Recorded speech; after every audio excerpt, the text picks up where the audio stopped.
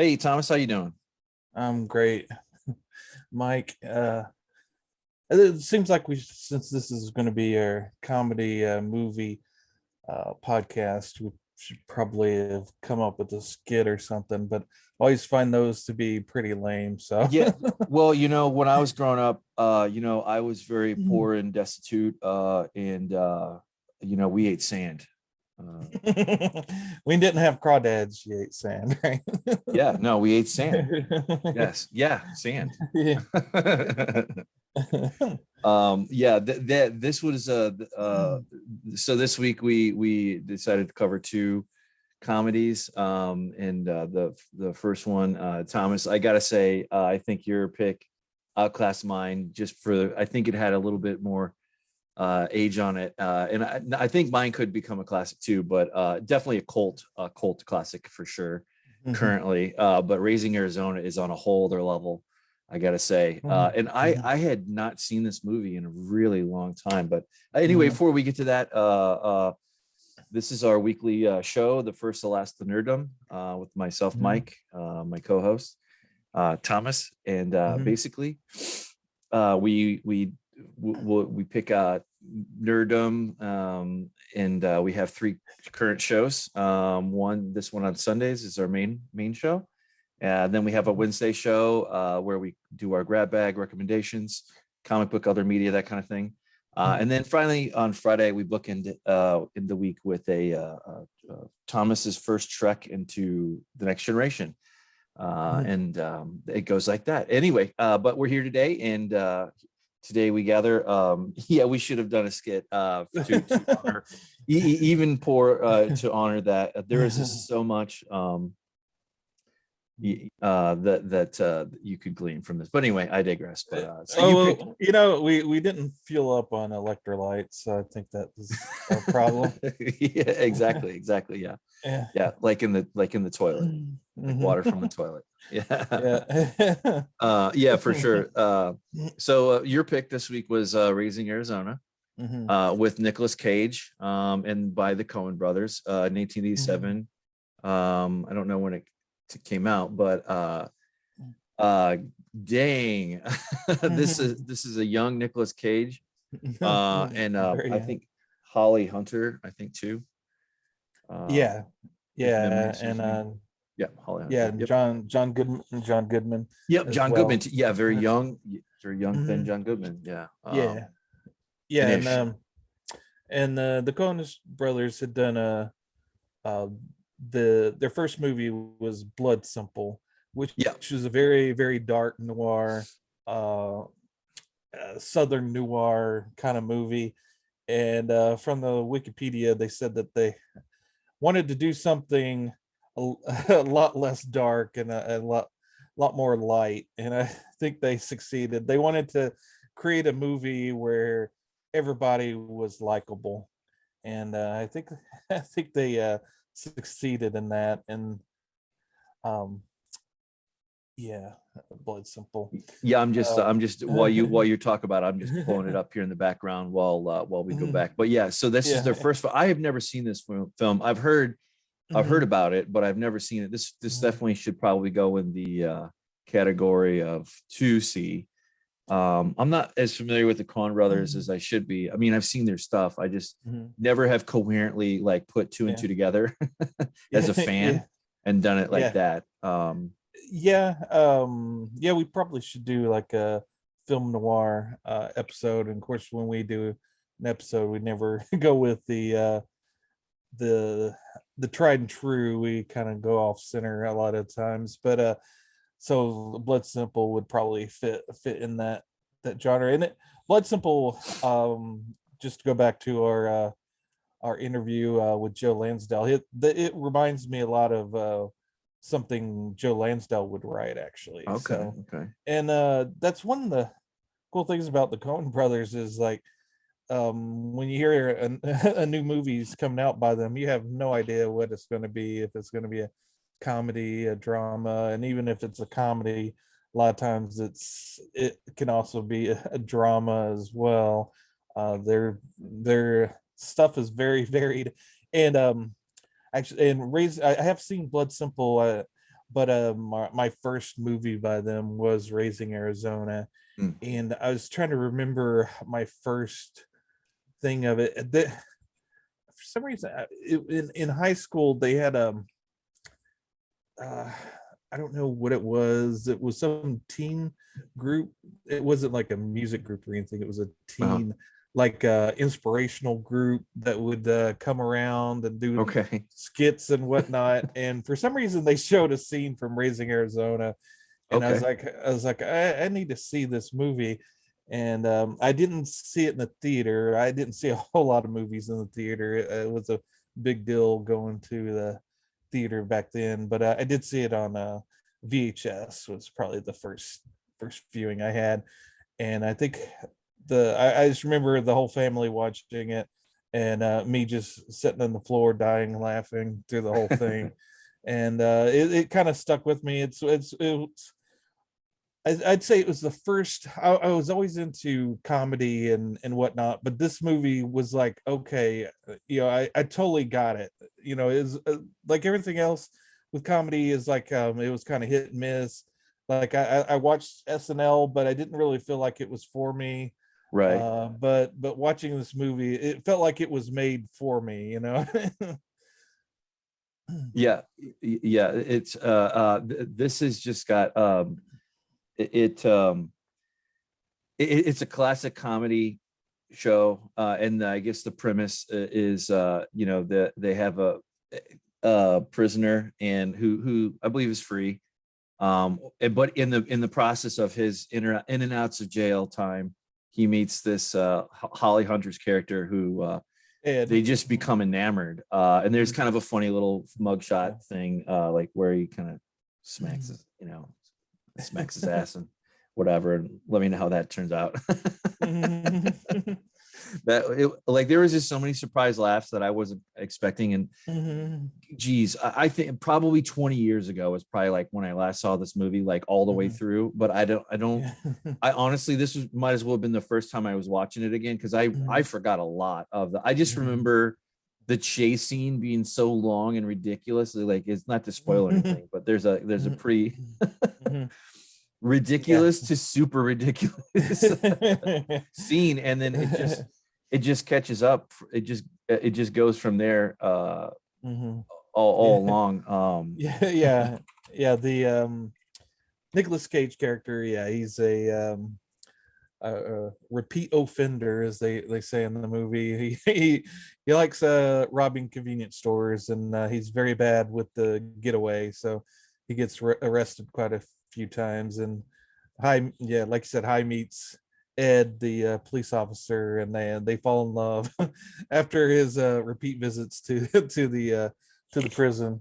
And yeah, even the prison, even though it was so dark and dirty, it was like the characters in the prison that that kind of livened it up. And it was a complete contrast with it was just it just went to the absurdity of everything. It just made, and that was every single scene or every single scenario just about throughout the movie. Like, it set up the scene very well, and then everybody just delivered around it. It was hilarious. Like, I'm glad you recommended this one.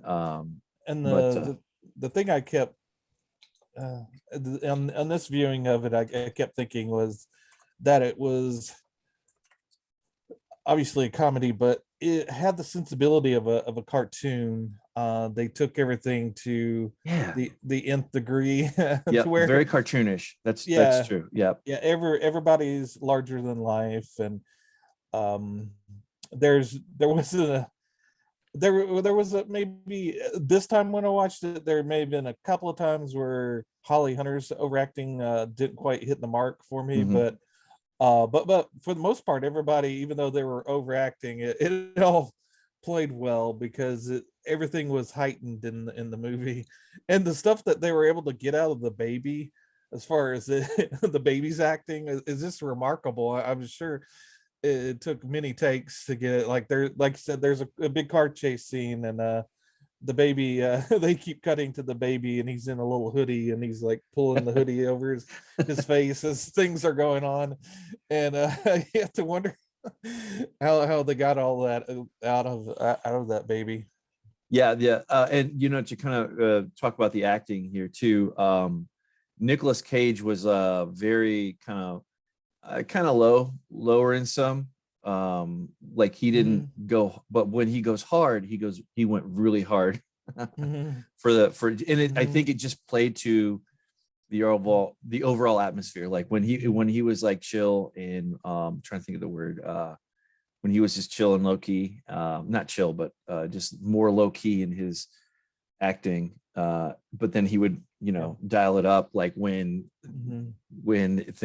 stuff would kick off, and it just added to the entire caricature of the Coen brothers like to paint a full picture, like the dialect in all of their movies seems to be something that they focus on. So the way Nicolas Cage talked in the movie was just funny. Like yeah. the most people would probably pick Fargo as their maybe their favorite comedy for the Coen brothers. Okay, that's what I was just gonna say. Like I thought that they made that. Okay, yeah, cool, yeah. Love that one.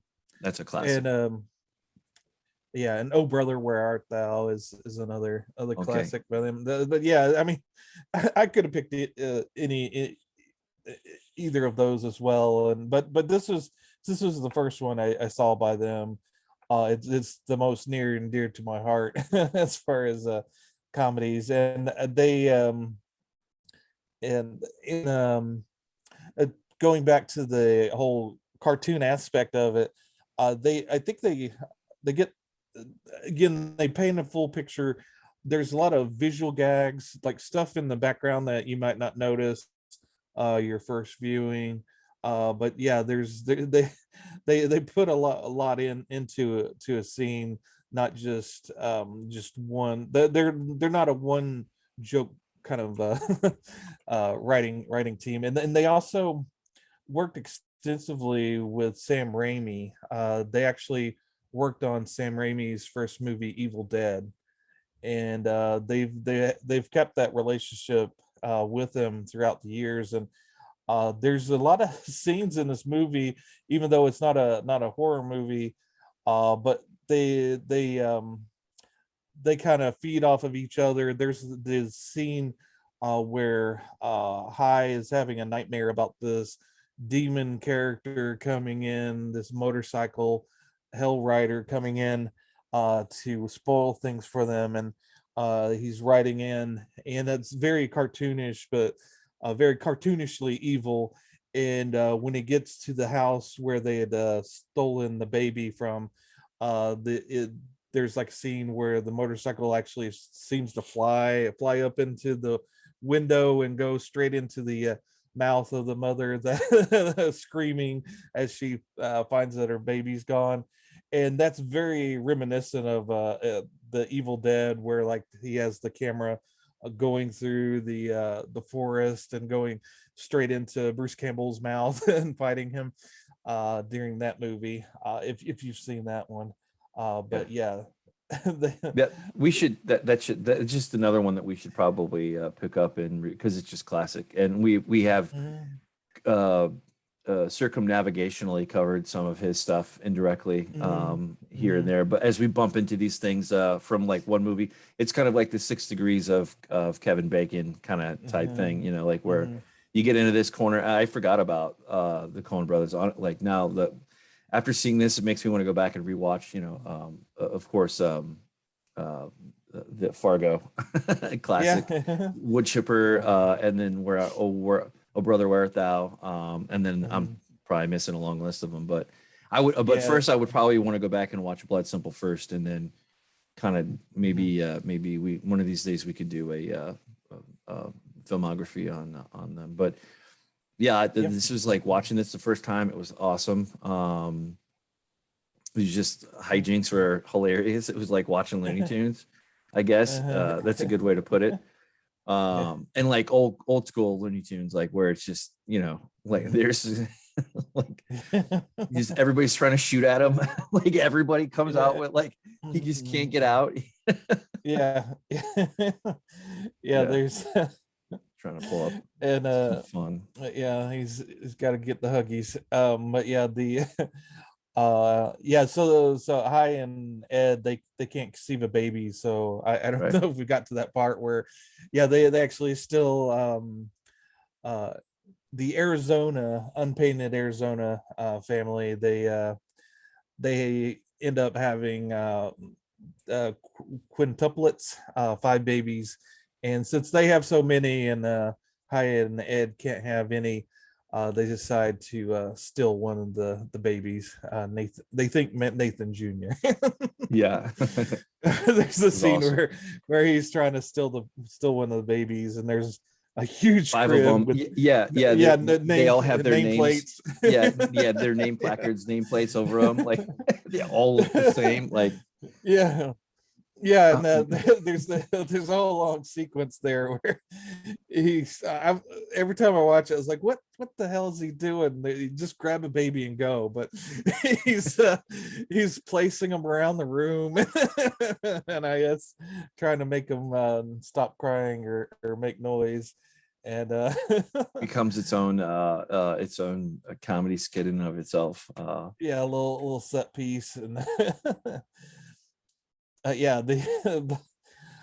there's so many different scenes, and there's lots of things that aren't answered, like I was reading where the evil character, Leonard Smalls, who's the biker dude, Right. for Yeah. some reason they I just had him on screen both, here a few minutes ago. yeah, both him and Hi, the Nicolas Cage character, both have a Roadrunner tattoo, which is kind of interesting, and what the connection there is.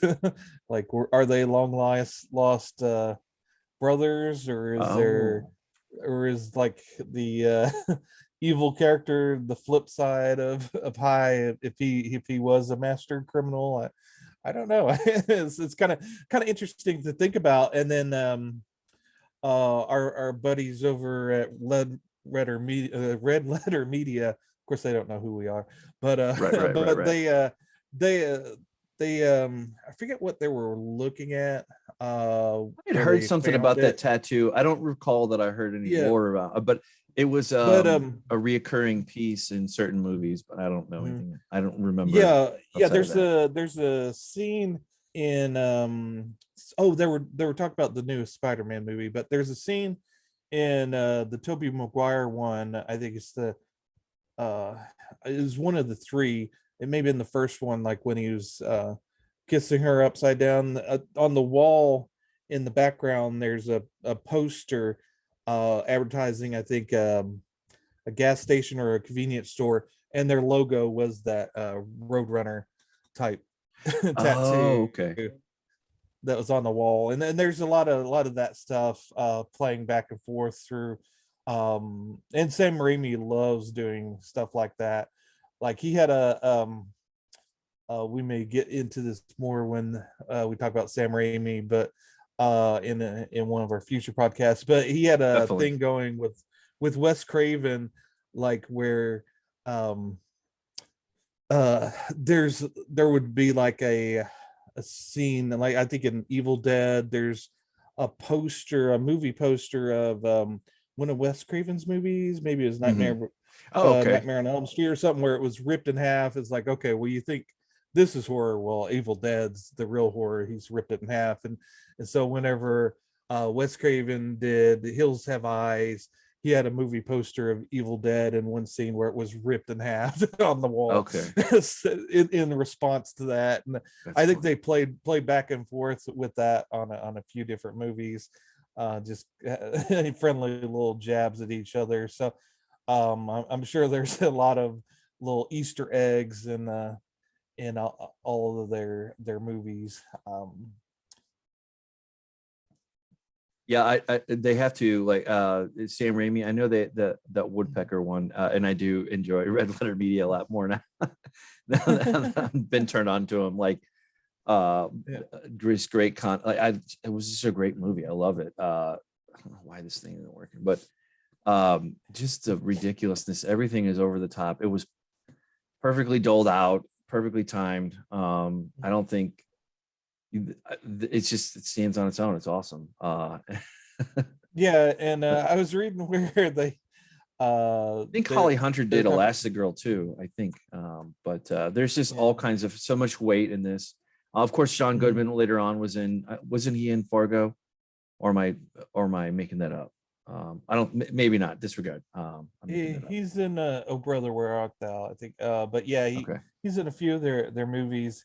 And then Nicolas Cage, I think he had a bit of a hard time making Raising Arizona, in that he kept wanting to contribute to the movie, and the Coen Brothers are very concise on how they make their movies, and they wanted to keep it on track and not sway too far. And they also said it was difficult working with that Ty Cobb, who plays the evil character in it, and they said that he was a force to be reckoned with, and they didn't think they would ever work with him in the future. That's so funny. I guess he's a lot like his character. I don't know. I would love to hear some of their stories about that, but yeah.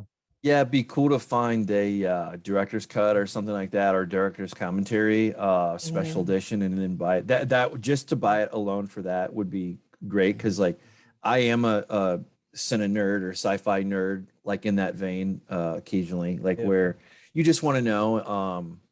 I've done that over the years, like with movies that you just love, like Gladiator, like that's one that has good commentary. There's other ones. There's a whole Criterion collection. Stuff out there with bonuses and extras, and I for sure. Back in the day, I got laid off at one point, so I had a lot of time to myself for a little while there, and the streaming services weren't big yet, and so I didn't have that, and I didn't really have money to spend on stuff to watch. So, but I had acquired a huge DVD collection. Nice. So what I did at that point was go back and watch a whole bunch of movies with commentary, just even stuff I didn't actually have planned to. One of those things about the commentary tracks. Oh, I kind of want to listen to that, and you never get around to it. But yeah, I got around to all of those that I wanted to get to, and then I got to listen to a bunch of them that maybe I didn't really care too much, but it was kind of an education. And but I don't think the Coen Brothers like doing commentaries. They don't do a whole lot like that. They tend to do more. They'll do interviews and stuff. So like their Criterion stuff. They don't do the commentary, but on those there's interviews with them, which is often very enlightening. And I don't think there's a Criterion for Raising Arizona. I don't think so either, but there is one for Blood Simple, which I got. It just reminded me of like, that kind of back of the things you used to get with DVDs and whatnot, and director's cuts and stuff like that. I think that stuff might still exist on the, like when you buy a digital version. I don't know. I know I've seen artwork ones, but I don't think they ever took off. It's just not the same thing. Right. Getting a digital extra, it's just not the same.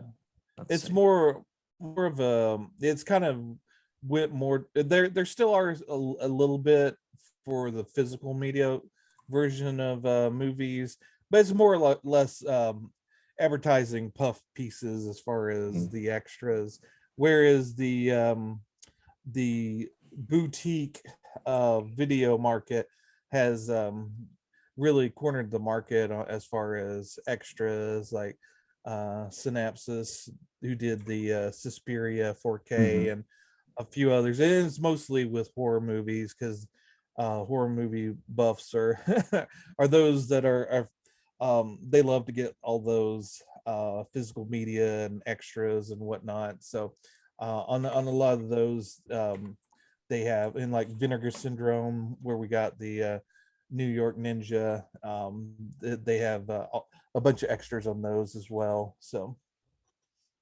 I need to go find the a hard copy of this with commentary. Yeah. would just be great. Or anything extra, really. Whatever extra things. Yeah, I did read that, doing some background research on this one. I did come across that Nicolas Cage was hard to deal with a little bit, and how he wanted to change or ad lib some things, or do just change some things, dialogue around, and it's like, no, that's okay. We're good. Thank you. Of course, that's young Nick Cage, and of course you could say no to young Nick Cage like that. Probably if this had been hit after Con Air era, that probably would have been he would have been too big to say no to. Maybe, I don't know. But, well, one of the things I may have noticed before, and that's the scene I was talking about that kind of had the Evil Dead vibe to it. But yeah. Okay, that you jogged my memory, like seeing it. I agree with you. Yeah. I didn't. Yeah, just some like over the top, like just stuff like it's very Looney Tunes. But anyway, you were saying, you were making a point. Sorry. Oh yeah, I didn't notice that when. But on this watch, I noticed that there's a scene where when Hi's trying to steal one of the babies crawls under the crib. They showed a scene of it earlier, and he's, you see the baby in the forefront, and he's coming in behind, dragging him out. There's a scene later in the movie where he's fighting the biker guy, and he's in Hi's crawling under a car, and the biker guy is dragging him out, and it sort of like parallels the whole baby scene, which that right there, yeah. That kind of parallels to him dragging the baby out from under the crib. Oh, okay, yeah, that wasn't makes sense. sure. Yeah, I didn't pick up on what what that parallel was trying to say. I guess they're both are at their weakest there, where a bigger force can take them and drag them out. But yeah. For sure. Yeah, this is just great. It was awesome. It was awesome. Just great classic movie. Yeah, it's one of those movies that over and over, and I could repeat the lines as they're going along, but I still find it funny. I don't know. Yeah.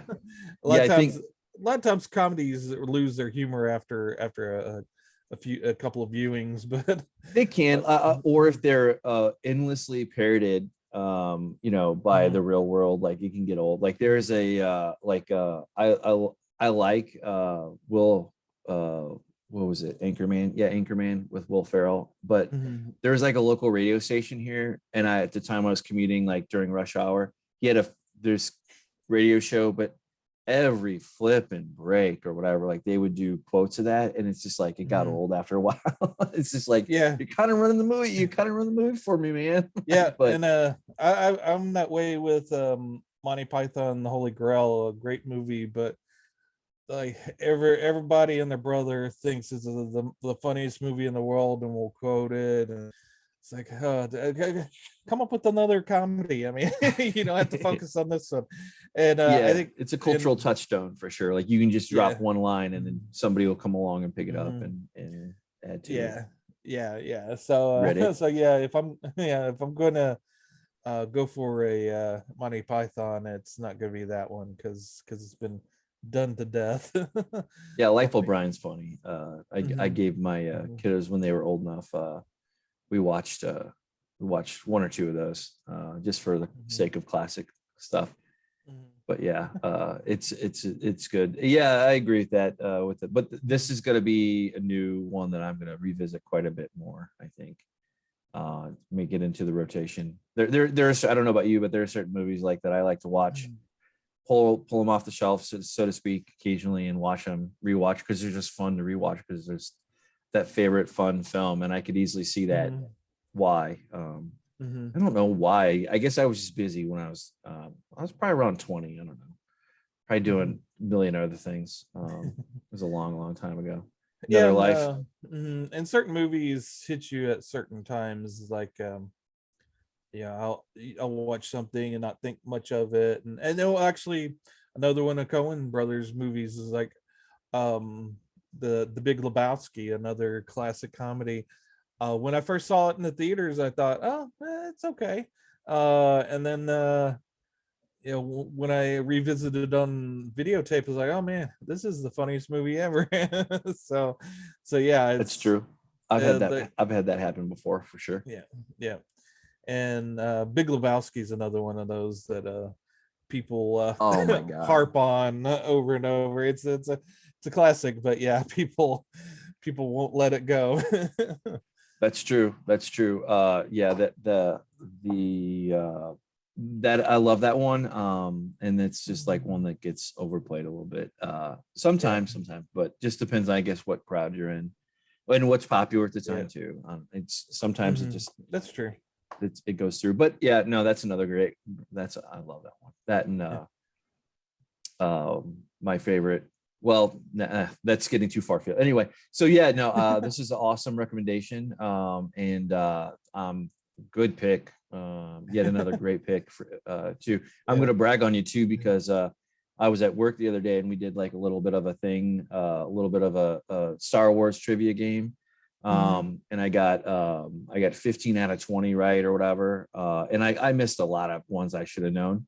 But then this other dude he hit everyone. But when the year of Star Wars came up, and we had just covered Suspiria, shout out to our show we did the other day or the other week, where Suspiria, and I was like, oh yeah, Suspiria was made 1977 too, and everyone was like, wait, what was that?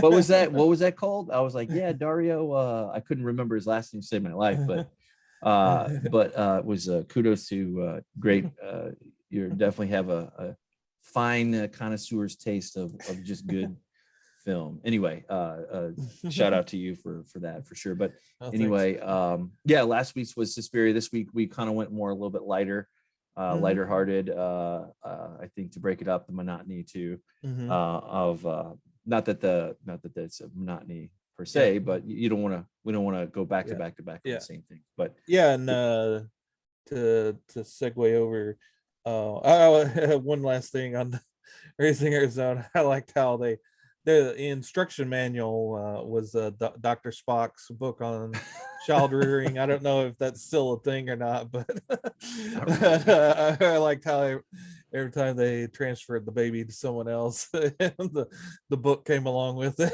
That's funny. But yeah, so in speaking of certain crowds and comedies being big among them, when we were working back in the 2000s together, one of the big movies that everybody told me I had to see was Idiocracy, which is your pick. Oh, okay, yeah. That was around. It was a few years later. I think it was 2006, I think. And then we worked together a few years later. Yeah, no, that was a big one. You know what? I think I don't think I saw it back then. I really don't. Okay. I forget. I think it was like I never pushed Kevin it or someone. Yeah, it wasn't me because I didn't see it until like maybe 2010. That was like after we had worked together. But no, I wish I would have known about it. But I probably wouldn't have appreciated it as much, because you're right, like you say, like it kind of depends on when you see what you see, and it either catches, sometimes it does, sometimes it doesn't, or whatever. But not because you don't like it, just because whatever's going on. But it was definitely oh man, I gotta say it would probably have been after maybe, I don't know, I'd have to talk to a couple other coworkers that I and be, hey, do you remember when? But I don't think it was me. I want to say that I had discovered it after. Maybe I don't know, but I don't, that it's fuzzy to me, like but I can't think. Anyway, but with that being said, moving on to Mike Judge, I have always been a Mike Judge fan. Some things I love more than others. Of course, he famously he got to start with Beavis and Butthead on MTV. And there's an even more famous like proto things, like where you could kind of see the future. If you had known, if you could time travel back and kind of see the pilots that he did, you can see echoes of further creations down the line. And I'm by no means a big Mike Judge aficionado, because I'm not, but I just know what I like, and I know what he does that I like. Anyway, I don't love everything he does some or role played, but there's also kind of tie-ins in history to this. But this is essentially a big dumb goofy movie. It doesn't take itself seriously at all. When it came out, it wasn't really that well received. I think it found cult status fairly quickly. But this is a movie that I can always put on and watch. Rain or shine, doesn't matter. Whatever's going on in life, I can always get a laugh out of this. I just love putting it on the background and just going and doing, if I just can't decide, whatever. But like, this is just to set this one up. This was basically this gets quoted a lot to parrot like seemingly crazy, over the top, extravagantly grandiose things that happen in real life that are just dumb. This one will get this one will no doubt get bracketed and brought up on the spot to kind of do a ruling stick of reality versus like Idiocracy. Yeah. It's just it's just ridiculous. They just kind of set it up. There's a soldier and then he not a very bright soldier. No. He is dead average. He is according to the movie in that universe, he is like literally dead center, dead average, not exceptional, doesn't suck too bad, or sucks on just enough. He is the average, literally public John Q, public average Joe type character that is not phenomenal in any other way than he is just average, and he gets sucked into this thing, and then this thing sci-fi happens, and it's 500 years in the future, and then he awakens in this garbage dump or whatever, something like that, 500 years or some ridiculous amount of time in the future. And it sets it up, and then it's just kind of like it's supposed to be Joe's perspective is what our perspective would be for the future, like where everything kind of merges.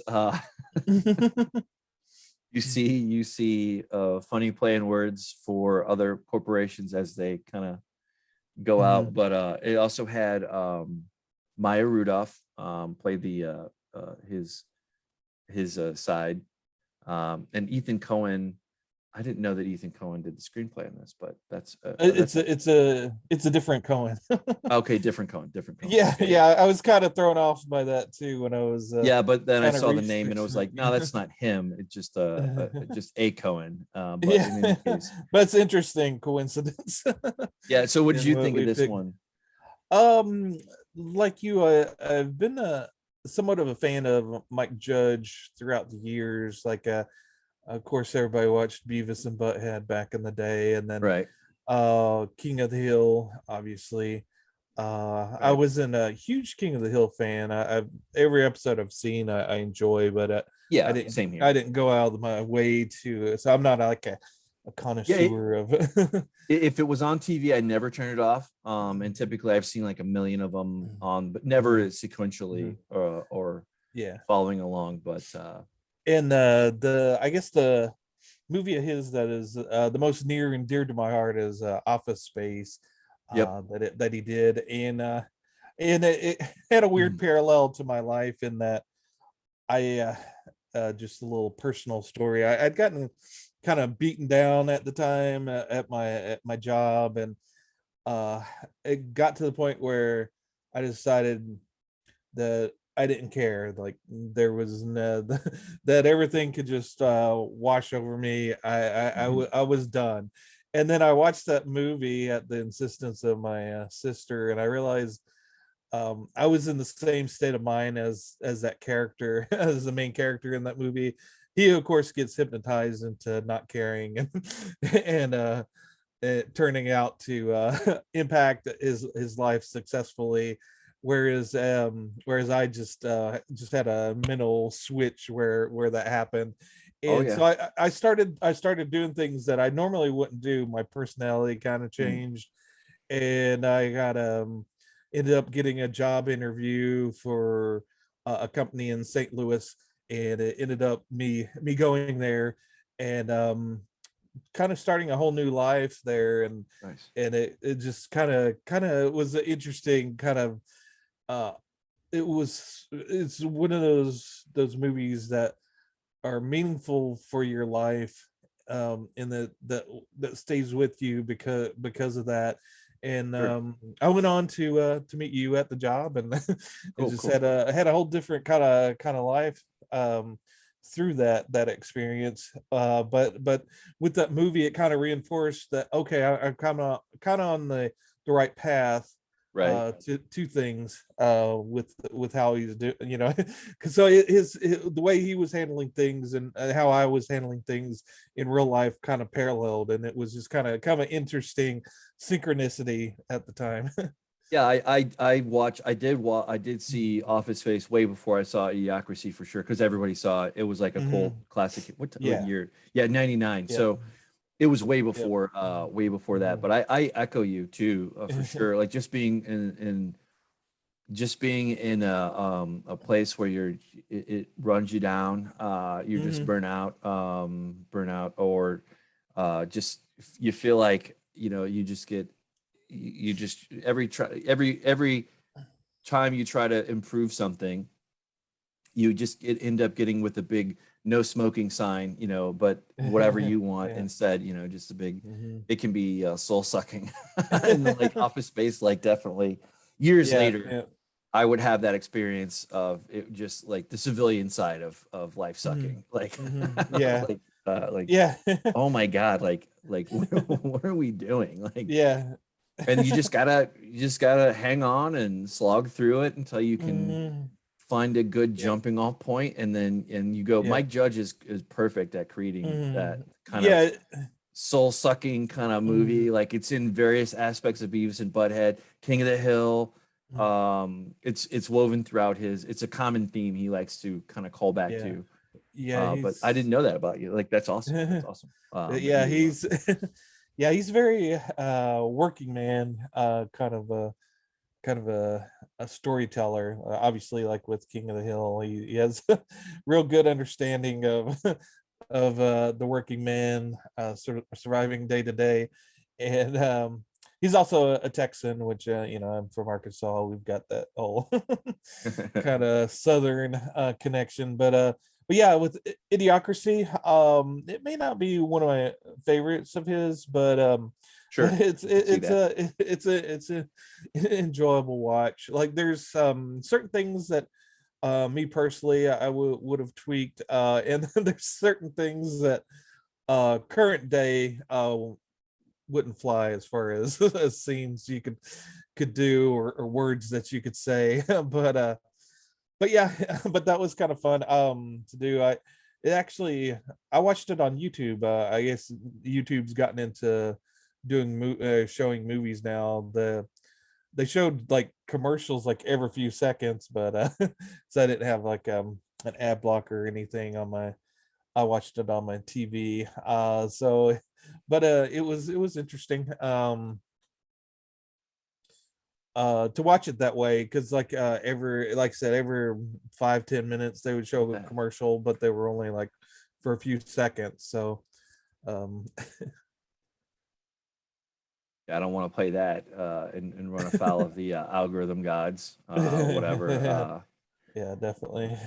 Pain in the pain in the ass, So but to yeah, uphold yeah. the ability. Anyway, I digress. Anyway, no, that's cool. Like it's just a good. Like I said, I can always watch it.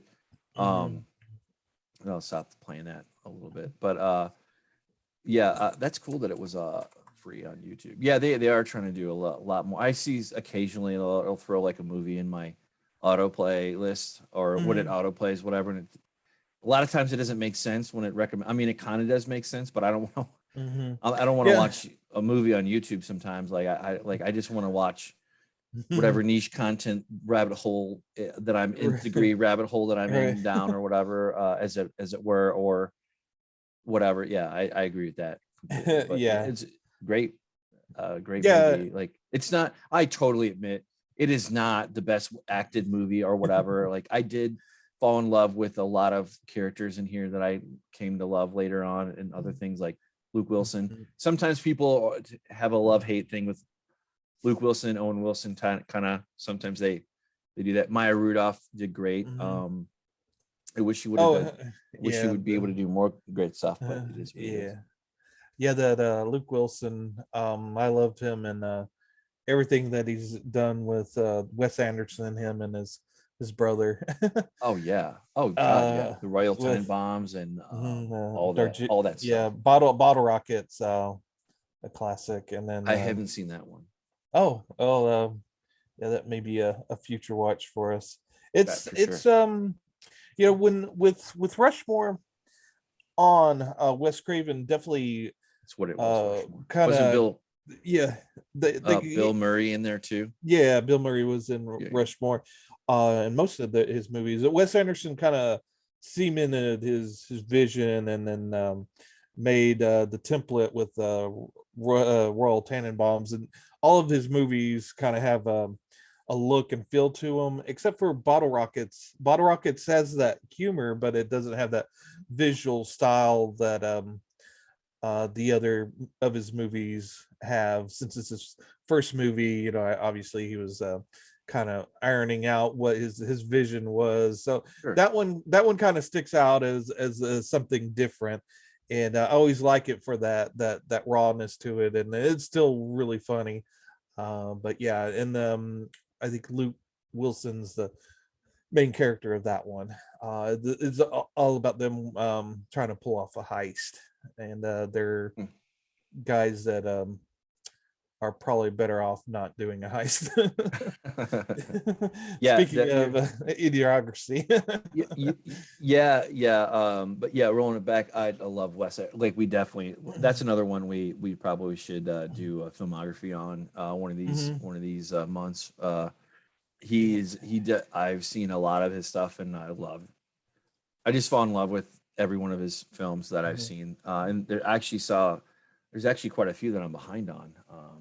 I don't think I saw the Grand Budapest, and I don't think I saw the other the Jeering. I'm butchering the hell out of that. But the Darjeeling Limited. yeah, That the one, train. I know the train concept. I believe that it's a train. That's called the train's name, and then they travel through blah blah blah whatever yeah. movie. I know that I believe that's what the gist is, but at a high level. And, But yeah, Luke Wilson is one that I've always enjoyed him. Was he in? No, I'm getting confused. Never mind. But anyway, we're rolling it back up. Mike Judge. Yeah, like I said, like the acting isn't all that great or amazing. It's totally a comedy. It's a off the shelf comedy. It works. It's very much in line with that sense of humor and Yep. pacing that you get with him, and the over the top kind of. Yeah. I wouldn't say in your face. Like this wasn't really in your. I mean, some of the dialogue, it just cartoony. It's cartoony. It's cartoonish. Yep. And the characters and what they morph into in that era. But yeah, and they don't obsess on the stupider aspects of it. Like I liked how the TV the guy was watching had ads all around it, and he was what was the show? Ow, you're nuts or something. oh yeah, Ow, ouch your my balls. nuts. Oh yeah, ow my balls. Yeah, that's what. Ow my balls. So Yeah.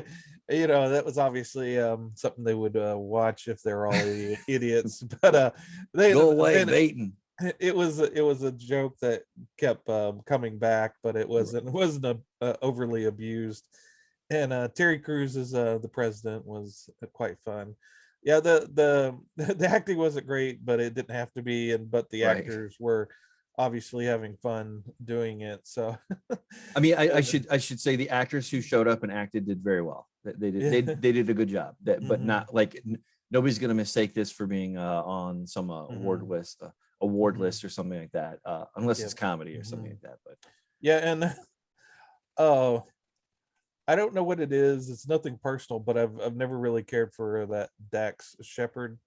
He always just seemed a little off to me. I kind of know what you mean. Like I'm 50-50 with him. Like I don't hate him but I don't love him either. Like I'm fairly indifferent. Like I do like some things that he does, but as far as like seeking him out as like a favorite actor of all time. No, Yeah. he didn't really hit it. He's Yeah. not on that list for me.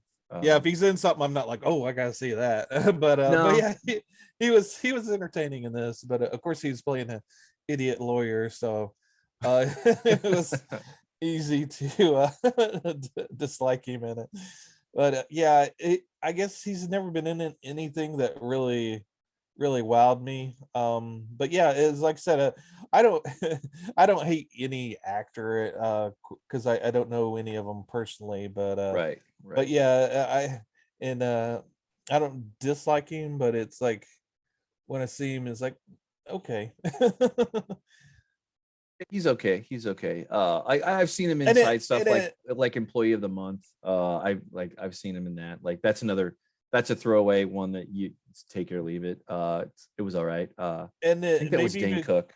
That was when Dane Cook was a big, huge name, Yeah. and then he faded Yeah. like a.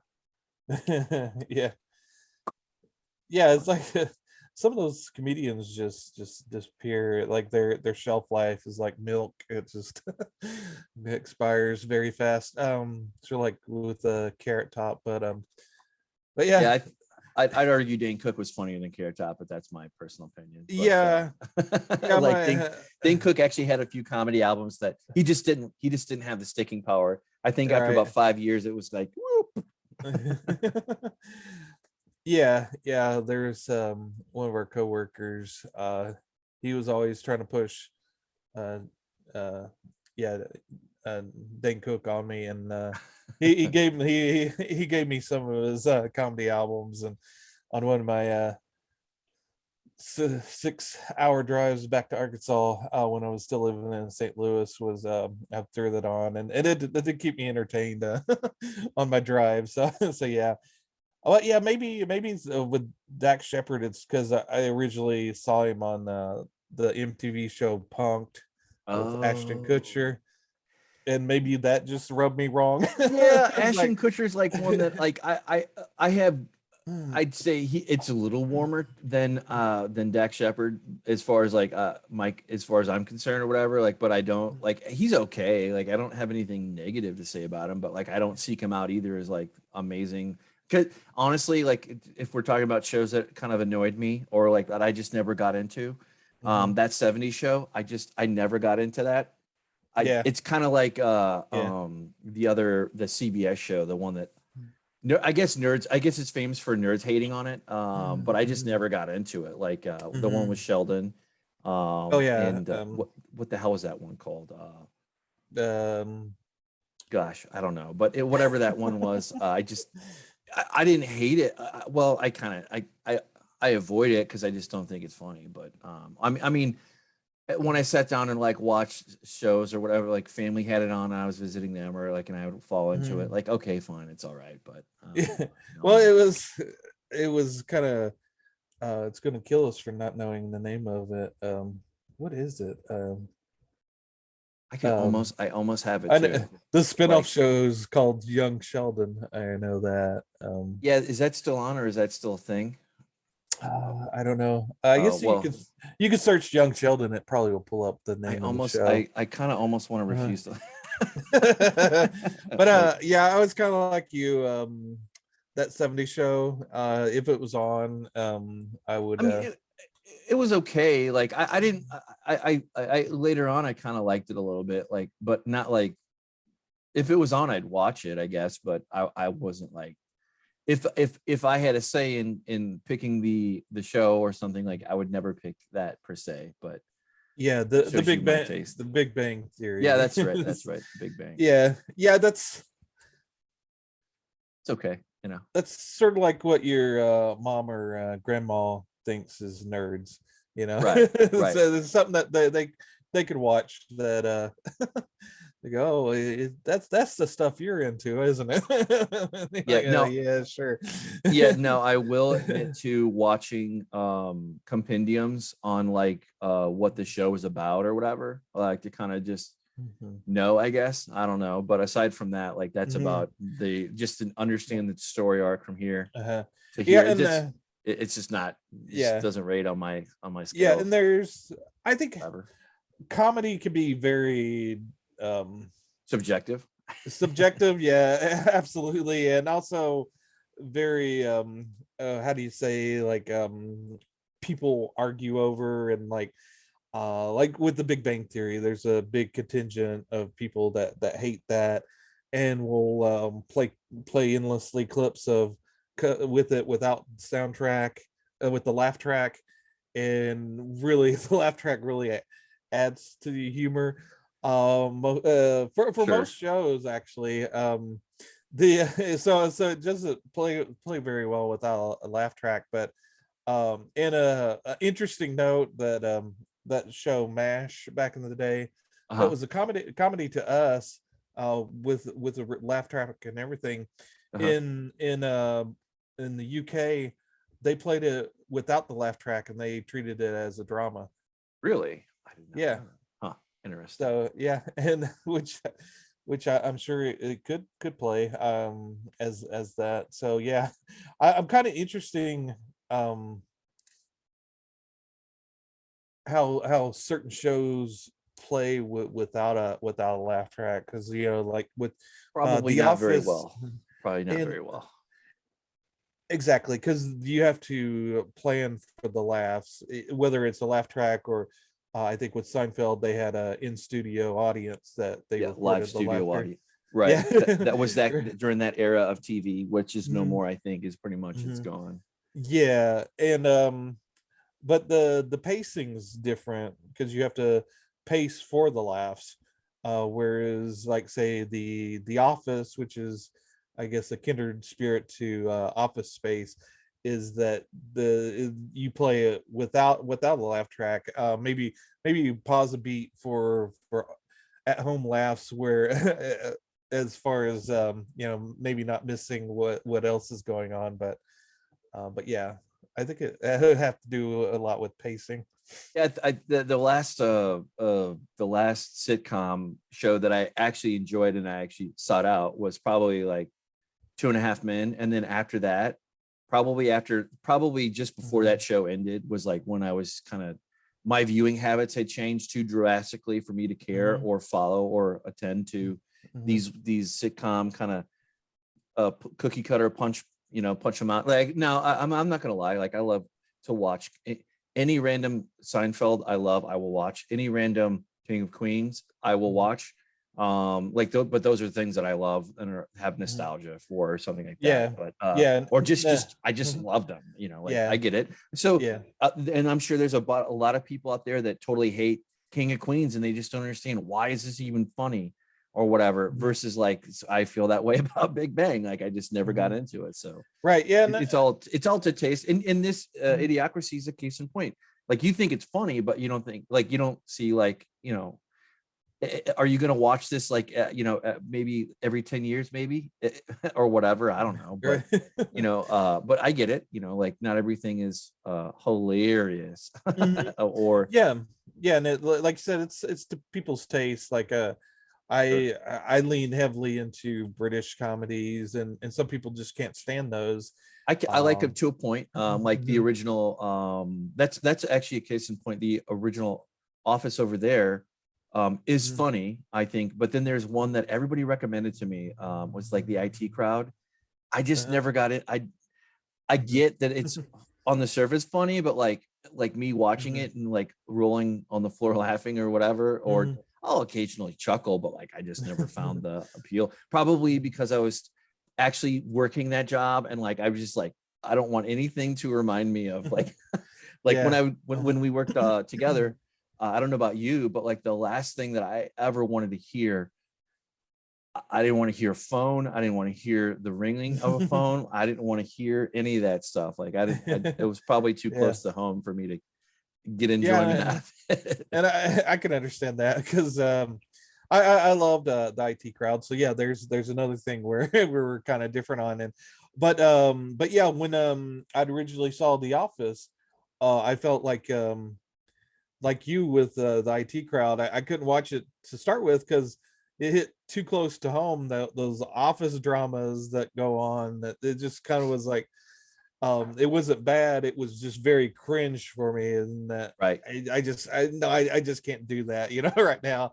And of course, going back and rewatching it, it's a very, very funny show. And but the uh with the well, in the original one was done by Ricky Gervais, and he's Yeah, very, very good at that cringe humor where he it's like, was. oh geez, are you really gonna do that? Like, oh yeah, don't do that. And but yeah, so you kind of have to be in the right mood for that. But yeah, the last comedy show, not sitcom, but comedy show that I'm really, really enjoying and loving is What We Do in the Shadows. I Okay. don't know if you've seen that. I have not. I've never heard of it.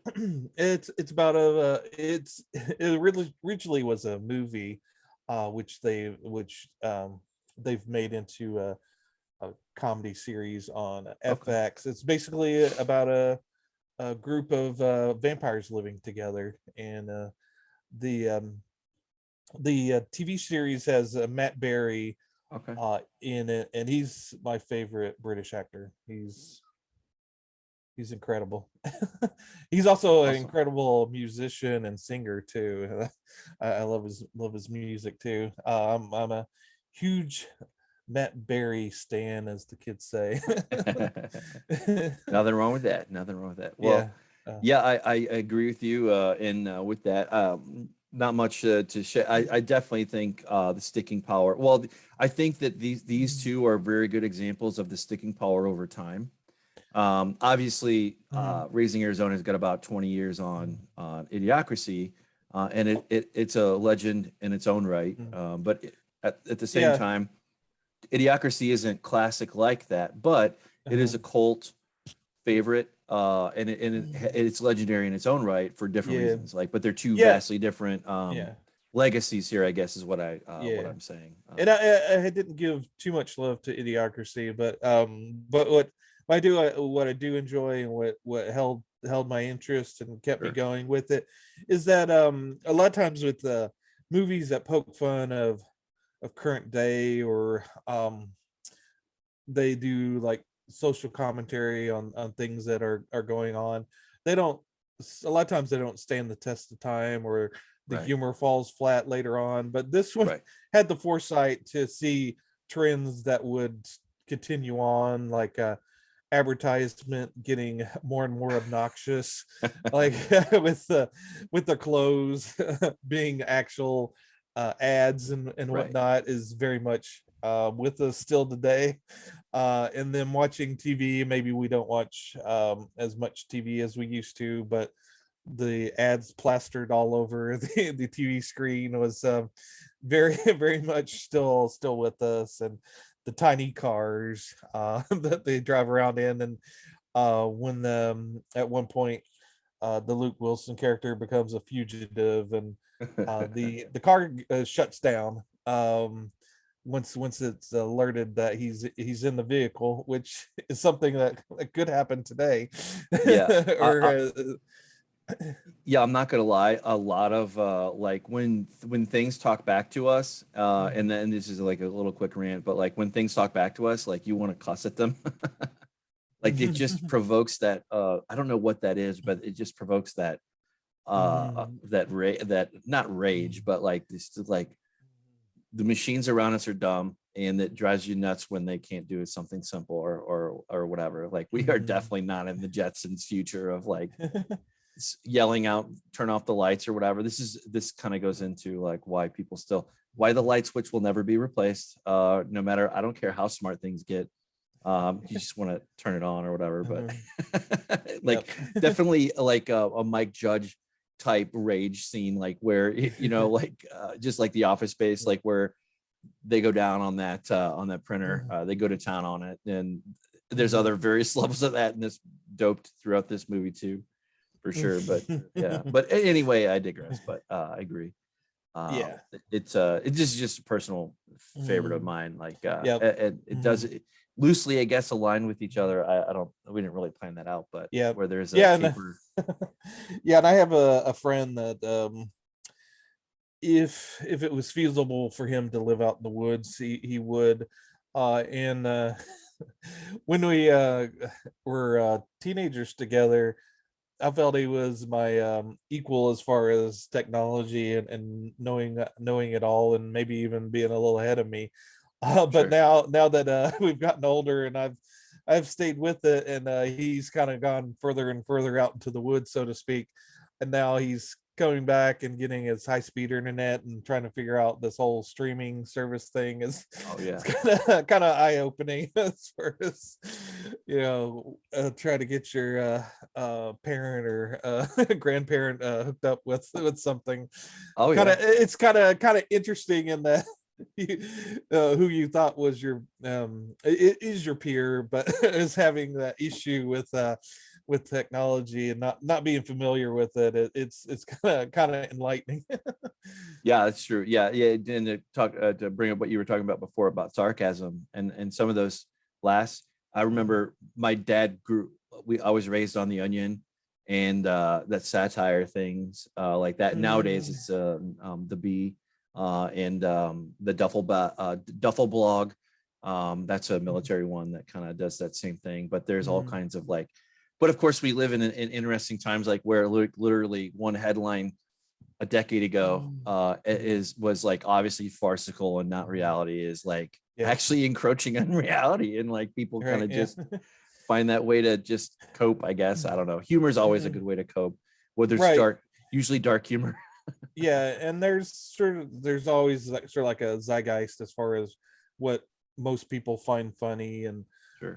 you you on Facebook have been doing your year of memes, Oh yeah.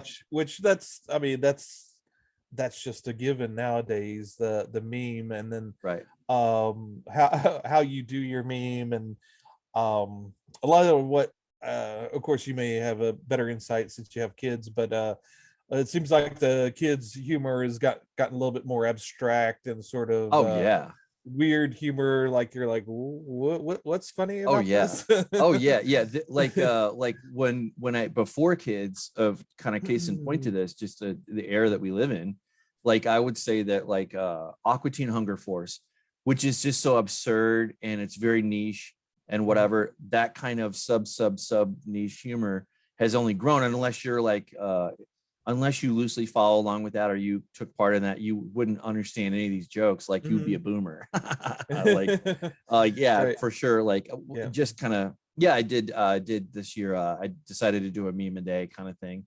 I Yeah. missed like a day or I've mislabeled a day because I'm spelling out the whatever day, but it's just interesting. Sometimes I'll find lame ones, sometimes I'll find really funny ones like that are Yeah. cut across age Yeah. and whatnot. Yeah. But Yeah. And then now that you say that, like with the adult swim humor, like it with Tim and Eric and whatnot, right. they're the comedy or the cartoons for the younger generations, they've sort of grown up on a sort of watered down version of that. So I guess that kind of led them into to this like I trying to think of one of those. Well, Gravity Falls is one that my kids grew up with, Mhm. that they could watch Yeah. either one of my kiddos, like they'll just watch. And I've sat and Mhm. watched the whole thing through with them, and like it is Uh-huh. very endearing. And it's only like Mhm. 2 seasons, like, but Yeah. so take it out. But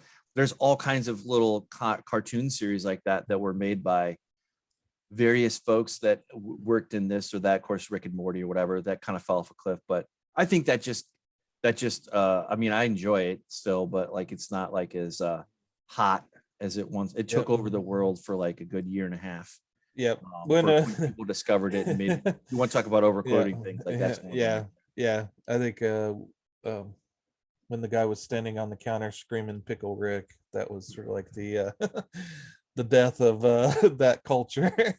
Yeah, the only other ones that it popped up to that frequency was like the Dave Chappelle show. That's And true. I was part of the original folks that, like, I watched, in comedy, like just like millions of other people, and then Hmm. fell in love with it and watched it endlessly. Like you're at Six Flags and you're on some ride and somebody's yelling out, some joke like "screw your couch," Yeah. edited for Yeah. content here. But anyway, I digress. We could go on forever, but you had a great pick. I think you had a great cult pick. I think you had a great just classic overall pick. One that I would not have thought of at all. Just because I hadn't seen it in forever. Like it comes up, it kind of subconscious likely comes up here and there, and once in a while I'll see it come up in references.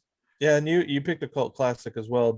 That was when I was kind of going through the Wikipedia on this. That was sort of one of the things that stood out, is that it did very badly at the box office, and the distributor didn't promote it. And one of the reasons behind it was that they said they figured it would be a cult classic like Office Space, and make its money back in video rentals. Right.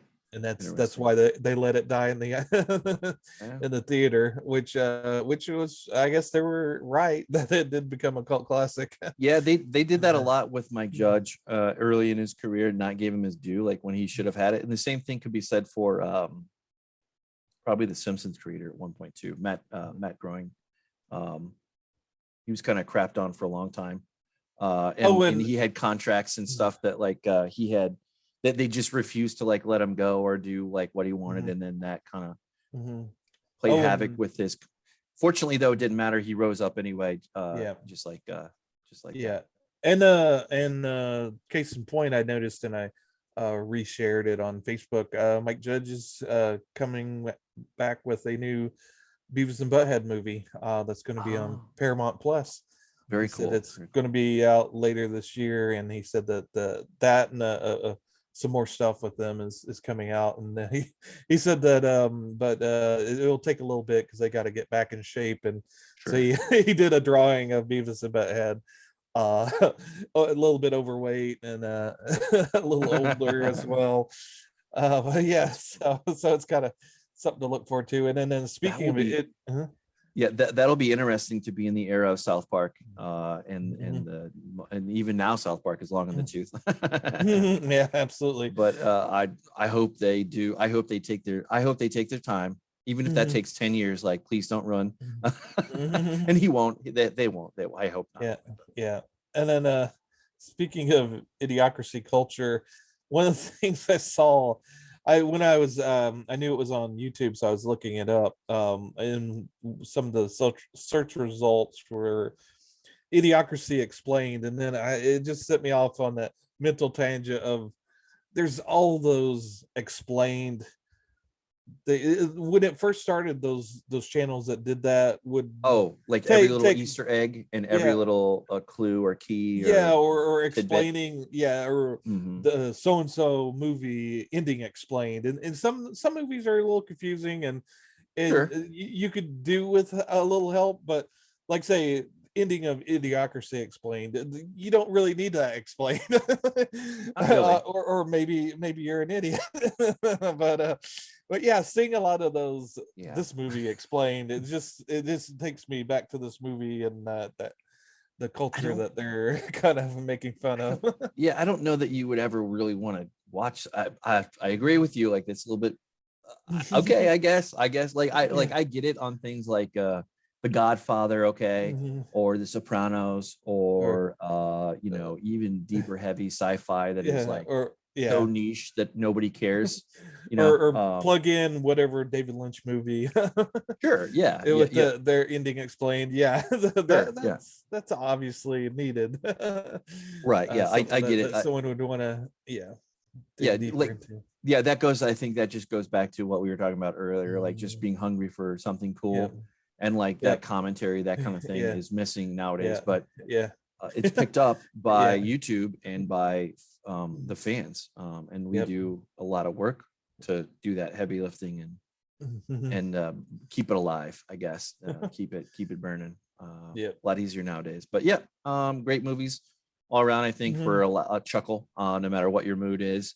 I think either one of these could fit, slide right in and make you laugh. Or if you're looking like you need a laugh.